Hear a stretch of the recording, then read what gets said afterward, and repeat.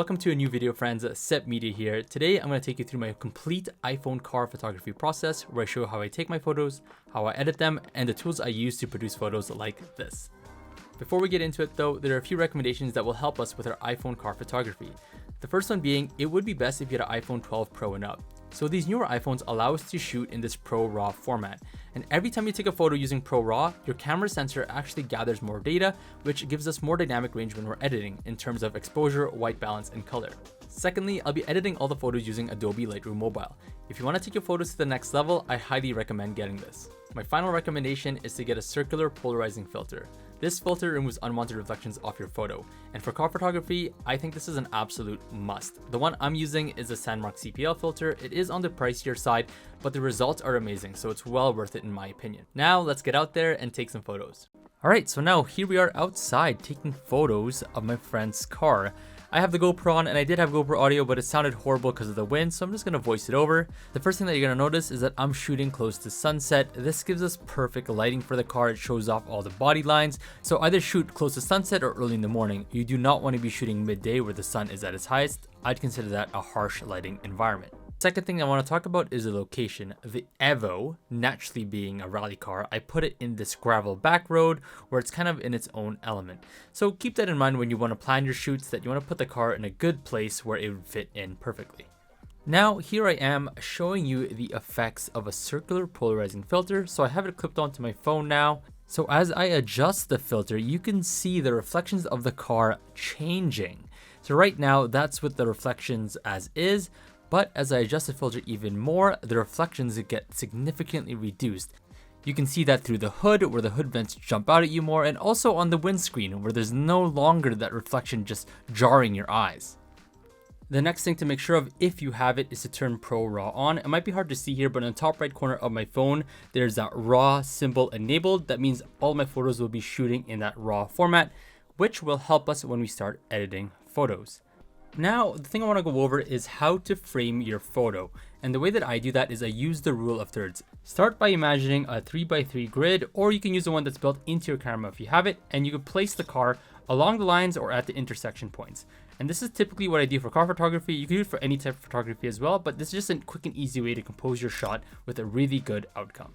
The next thing that I try to do is not to shoot at eye level. The reason being is that everyone sees this car at eye level. So to make your photo stand out, take the photo at either an elevated position or low to the ground. This will frame your photo in a unique perspective that no one else would really see.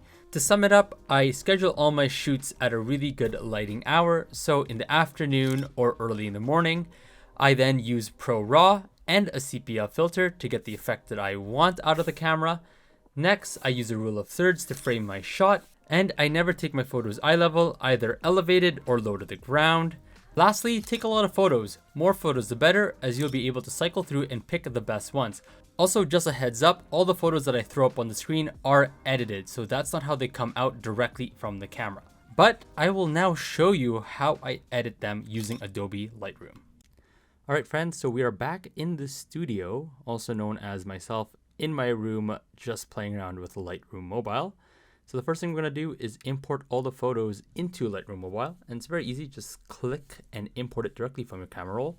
And what you're going to notice here is that all of the files are this DNG file format, and what that means is that your photo was taken using that Pro RAW format from Apple. If you don't see this DNG and you see JPEG, that means that you did not have Pro RAW turned on, or you just don't have it, which is okay. So we're going to select all the photos and import them in.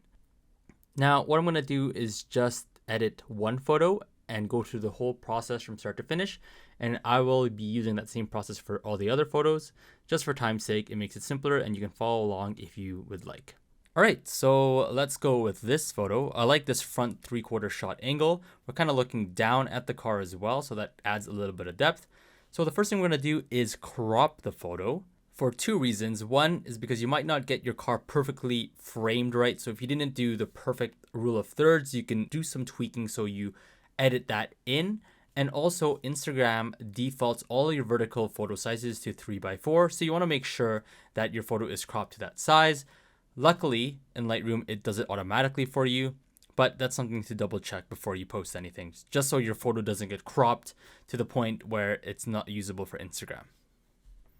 So as you can see, as I hold down this window for the crop tool, it shows us this 9x9 grid, which we can use to apply that rule of thirds to our photo. All right, so I think this is a good crop.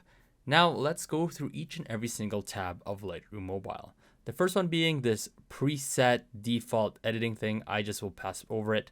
The second one is this enhancement tool, which will enhance your photo automatically. And I really don't use that. As you can see, I accidentally did that, so I just undid it. Now the light tab.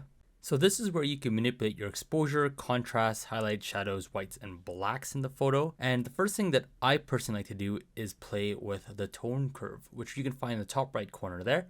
And what we're gonna do is apply a slight S-curve. And what an S-curve does is it gives the photo more contrast, it gives the photo more punch, and allows you to manipulate your highlights and your shadows without changing the midtones, and keeps the details of the midtones, which is important for a photo. So the way I'm gonna do that is firstly at the top right corner, I'm gonna pull up the highlights like that. And then in the bottom left, I'm gonna pull down the shadows, thus creating this contrast boost in the photo, making it look more sharper and more pronounced.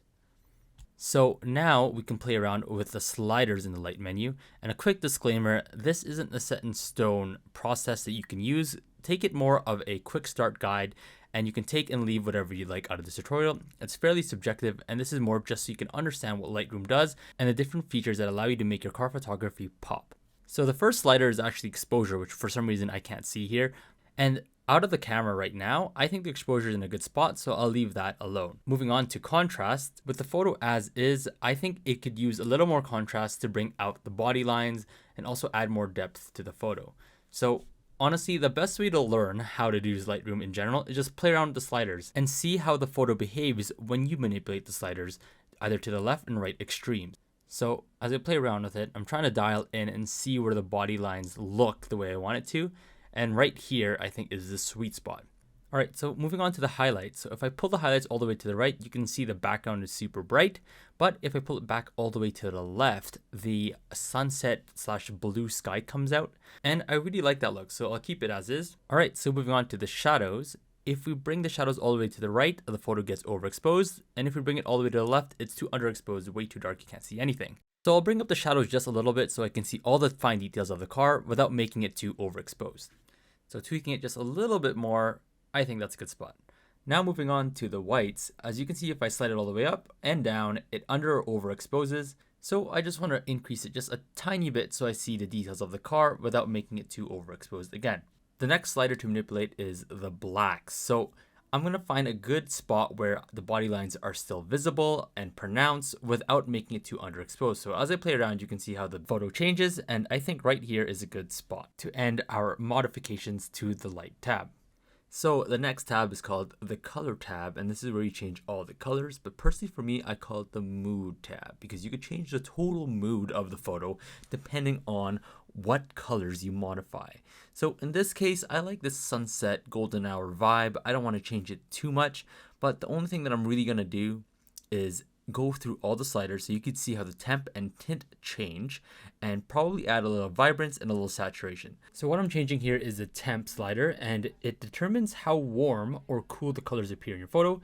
You move to the left if the colors are too yellow, and you move to the right if it's too blue. As you can see, I go to the extremes here, but honestly, with the way that this photo is taken, I don't need to change it too much. Tint is somewhat similar. It determines how green or purple the colors appear. Move left if the colors are too purple, and move right if it's too green. Now moving on to vibrance, the purpose of this setting is to allow your colors to pop without oversaturating them. So if you move to the right, the colors will pop more. Move to the left, it will mute the colors to the point that it's pretty much grayscale. So I'm going to pump up the vibrance enough so that all the colors pop without making it too oversaturated.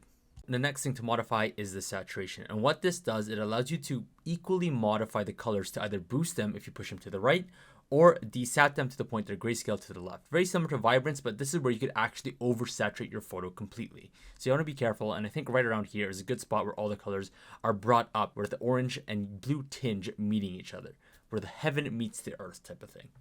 A little dramatic, but still really good looking on the photo. Next tab is the effects tab, and this is where you can modify texture, clarity, dehaze, and vignette. Firstly, what texture does is it allows you to enhance or reduce the texture in your photo.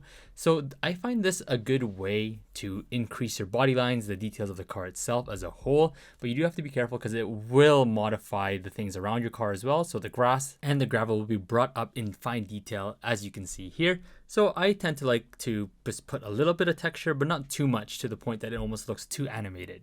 Right, so the next slider is clarity, and this changes the contrast around the edges of the object in your photo. So in our case here, the car is a different color than the background, so adding a bit of clarity does help you to an extent. But if your car was a very similar color to the background, then it'd be a good idea to add more contrast so it differentiate from the car and the background itself. So in our case, I'm just going to add just a little bit before it starts to look too overdone. Now moving on to the haze, what this does, it adds simulated haze. To the left, it will add white haze like Silent Hill. To the right, it will add a dark black death haze.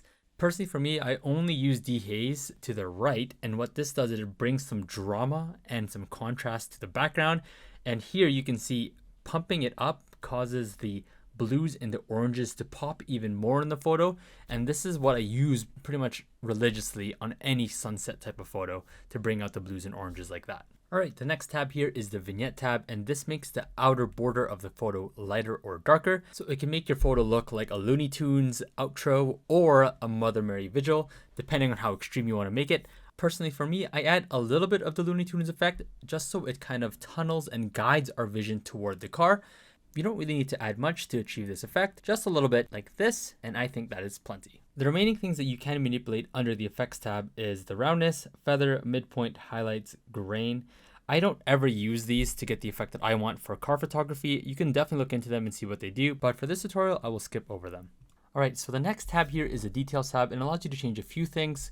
Personally, for me, I don't usually need to change anything here except for noise reduction. So each photo you take has a level of noise to it. If you zoom in, you'll see tiny grains to the photo, and that's a normal thing. But if you have too much noise, if you're shooting in really low light, you might want to pump up that noise reduction to smooth out your photo. As you can see here, you can see a little bit of that grain. But for Instagram photos, you won't really notice it, so it's not too big of a deal. The other feature you might use is sharpening, so that actually increases the detail in the photo itself. But personally, for me, I get all the detail that I want using the things that we have changed in the effects tab. All right, so the last thing that I will change around is the geometry, and this is the cheat code that a lot of people may not know about. And the one thing I do change here is the aspect. So this makes your car fatter. It turns a Lancer to a Stancer. It evolves your Evo. It does a lot of beautiful things. You don't want to go too overboard with it. This car doesn't really need it. I don't need to go this crazy, to be honest. I just want to do this because it was funny to look at. But you could add just a little bit of thickness with a triple C to make it look cooler, wider, and lower. And that's all I really need to do. And that's it, guys. That is the full edit of this photo. It was very basic, very simple, but the results, in my opinion, are amazing. So let's look at the before and after here quickly and see the difference we have made.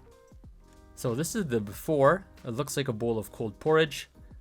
Looks pretty sad, actually. I can't believe it looked like that. To this, oh man, look at that. Doesn't it just make your heart melt and your things tickle? Ah, I love it. Perfect. Yeah, and that was just using an iPhone and some messing around on Lightroom Mobile. Now, since I have you, I will show you some example photos that I've taken in the past of other cars. This car here is what I just got in Assetto Corsa as a mod. I don't own it. I just saw it in front of my condo when I was walking. It's the M4 Competition in this beautiful green color. You can look at the before and after. Again, like cold, boogery soup. And then after, it pops like a lollipop in your face with a firecracker in it. It looks great, looks amazing. I add that vignette effect. If you look at the bottom right corner, you can see that border a little bit. But overall, it's the exact same process in terms of framing the photo, taking the photo, and editing it. So go out there, guys. Have fun. Play around with your phone. Your phone is now powerful with the camera it has. Buy a CPL filter. I highly recommend it. You won't regret it. And upgrade to Lightroom if you don't have it already. And edit with that. It will bring your next level content right to your Instagram. Speaking of Instagram, feel free to follow me at seppmedia. This is where I'll post all the photos that we just took and edited. Well, that's it for this video. Hopefully it helps you on your iPhone car photography endeavors. Now just get out there and shoot your shot, whether it be car photography or not. Anyways, take care friends. I'll see you on the next video.